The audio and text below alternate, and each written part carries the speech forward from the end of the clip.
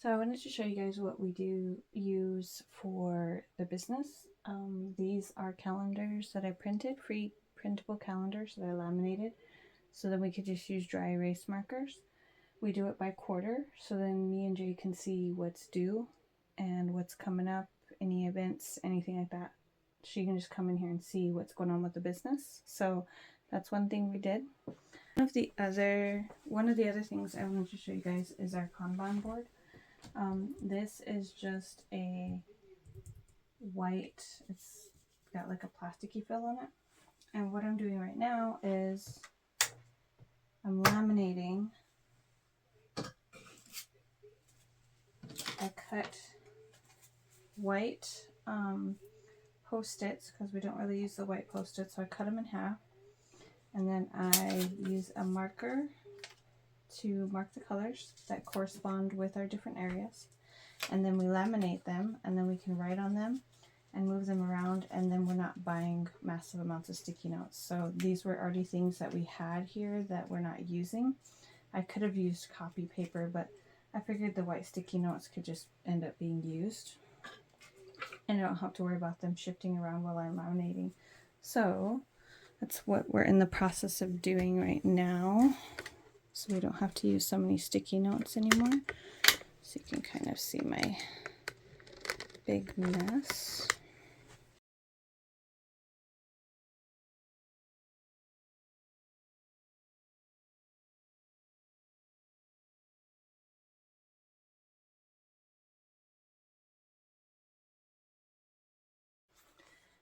So with you guys, I like to be honest about the planner, and I think that lately I have used the planner as a procrastination tool. I have worked in the planner, changed the planner. I'm actually going to show you in a minute all the changes that I did make to March to make it work better. But there becomes a point when you're working so much in your planner, doing stickers, that it loses its purpose, that it's no longer productive. And I really had to face that. Talking to Jay, I told her, I said, man, I'm really, instead of working on writing, I'm working on this. And instead of working on art pieces, I'm working in here. And so I have to find that balance.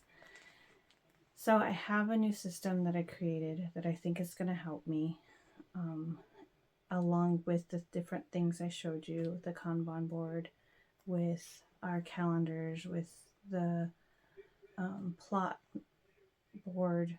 Everything's really visual and in right there. And so I think that I think it'll flow better. I'm hoping. I know that part of doing a planner, especially something like this, is that the ability to change to make it work for us is part of the benefit. So, but at some point we have to be like, okay, that's enough change. Now let's let it sit for a while. That's where I'm at. So I made this change. We're going to do it for March. And I'm also making a commitment to do this for May, June, and July for the next quarter. The same method I did. It takes some time to set it up though, because you have to white out certain pages and get it all laid out. And it does take a lot of time. But I think that I'm going to try and use the pages I have or print pages. I'm not buying any more planners this year, so trying to use everything that I have. And once I get to that point where I run out of calendars or I run out of weekly pages or daily pages, then I'm going to start bullet journal making them or printing them, because I'm not going to purchase anymore. So anyway, let's go ahead and show you all those changes I made. And does anybody else feel that way sometimes, like you're using your planner because you kind of almost have that overwhelm? So it's kind of like your little security blanket. I just was kind of curious if that's kind of my only thing. This is my happy place, but sometimes we can get really lost in our happy place and lose that productivity. So that's where I'm getting back to now. Alright, so let's show you what's in the planner. So I split my goals into 4: YouTube courses, the author, and then ink scroll business. And then there's health on the bottom, but that won't be put on the Kanban board. And then what I did was different sections. I got this off of Heart Breathings. This is a career audit, and then project buckets. And then I started creating lists for each project bucket. If you want me to do a slower video on this, I can. But I kind of followed the same that she has a little bit, but I also added art and content. And then I did some courses. I wanted to kind of show that I took out some of the other perpetual calendars and used that one to mark special days, birthdays, and things. The calendars stayed the same. The biggest part I wanted to show you changed really ended up happening within the weeklies and dailies, and even like the layout of how it goes. So I started the page off with a quote page and some extra space to write some weekly to-dos.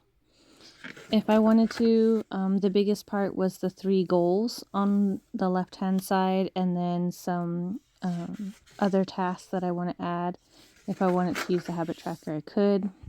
Then it starts into the 1st and 2nd, because those are on a separate week, and then the 3rd through the 9th of March. And I decorated the bottoms with the floral and the theme. And then there's a blank spot, because then it goes into the dailies for that week. So it'll go March 1st, 2nd, 3rd, and so forth. So the weeklies are the boxed happy planners, and then the dailies say housekeeping, work and school, errands and appointments, family activities, and it has a blank spot. It also has meals up top, exercise, water tracker, and so it kind of goes the same through.